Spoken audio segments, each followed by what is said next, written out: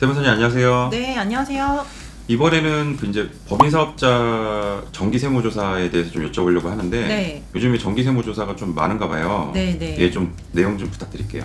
법인 사업자 정기 세무조사 같은 경우에는 말 그대로 정기적으로 받는 세무조사에 해당하는데, 그렇다고 해서 사실 모든 법인 사업자가 정기조사를 받는 건 아니고 법적으로 정해진 사유가 있습니다.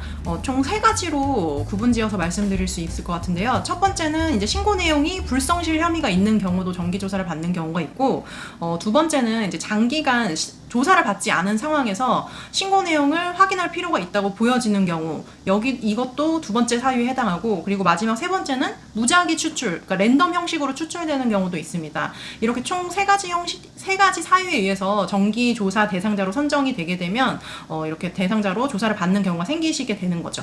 그러면은 네. 정기조사 선정 사유가 되는 것과 네. 동일한 사유로 네. 비정기조사로도 나올 수 있나요? 네, 비정기조사는 조금 다르긴 한데요. 일단은 비정기조사라고 하면 명백하게 세금을 탈루한 혐의가 있는 경우에 나오는 조사다. 쉽게 이렇게 생각하시면 될 것 같은데요. 예를 들면 보통 이제 뭐 탈세 제보라든지 차명계좌 신고 같은 제3자의 신고에 의해서 이렇게 세금을 누락한 혐의가 있는 경우도 여기에 해당할 것이고, 혹은 이제 국세청 내부적인 자료로서 뭐 과세 자료라든지 정보 자료라든지 이런 자료에 의해서 세금을 탈루한 혐의가 명백하게 확인이 되는 경우에는 비정기 조사로 선정이 돼서 조사를 받게 되는 경우가 생길 수 있습니다. 그러면 이제 정기조사를 받게 되면 네. 뭐 사전 통보는 어떤 방식으로 하나요?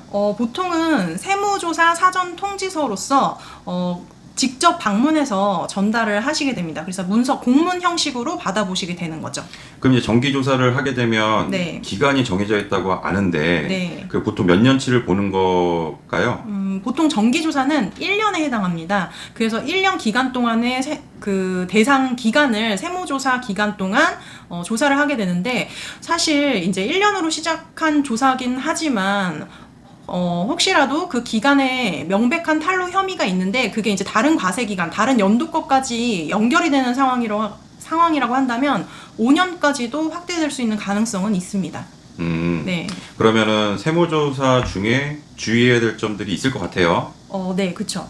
일단은 조사 통지서를 받았다고 한다면 그거는 사실 불가피한 피해갈 수 없는 상황이기 때문에 그 조사를 받는 과정 속에서 과세관청, 국세청에서 요구하는 자료라든지 그런 부분에 대해서 명확한 자료를 제공하는 것이 중요하고, 그리고 조사를 받는 기간 자체도 정해져 있습니다. 보통 뭐 한 달, 2달 이런 식으로 선정이 되게 되는데, 그 기간이 정해져 있기 때문에 기간 내에 빠르고 신속하게 요구하는 자료를 제출함으로써 불필요한 오해를 산다거나 그런 부분을 줄여나가시는 게 중요할 것이라고 봅니다.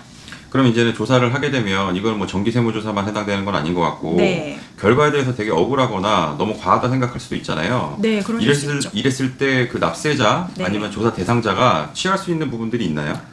많이 들어보셨을 텐데 조세 불복이라는 절차가 있습니다. 조세 불복이라고 한다고 하면 뭐 과세전 적부 심사를 포함해서 뭐 심판 청구에 이르기까지 단계가 있는데, 이 조세 불복도 뭐 사전 그 조사 결과 통지서가 나온 이후에 30일이라든지 아니면 뭐 고지서를 받게 된 이후에 90일 이내라든지 이런 기간이 있기 때문에, 기간을 벗어나게 되면 사실 내가 불복 청구를 할 수 있는 권한 자체도, 자격 자체도 없어지는 거다 보니까 이 기간을 다 준수하셔서, 만약에 이제 내가 세무조사 결과가 좀 억울하다, 이런 부분은 더 불복 청구로 진행을 해서 내 의견을 피력하고 싶으시다고 한다면 기간 내에 전문가의 도움을 받으셔서 진행을 하시는 게 중요하다고 봅니다. 그래도 이제 조세불복 할 수 있는 기간이 있으니까 네. 그걸 주의하셔야 될 것 같고요. 네, 네. 그리고 이제 정기 세무조사를 뭐 예방한다는 표현이 좀 맞을지는 모르겠습니다만, 왜냐하면 네. 정기적으로 나오는 거니까. 그렇죠. 네. 그래도 뭐 예방하는 게 좀 있을까요? 사실은 이제 무작위 추출 같은 경우에는 그 부분은 제외하고라고 한다면, 내가 이제 법인 사업자의 세금 신고서부터 그리고 회사 내의 체계, 이런 부분에 있어서 전반적인 체계를 잘 잡아서 세무적인 리스크를 줄여 나가시는 게 중요하리라 보고요.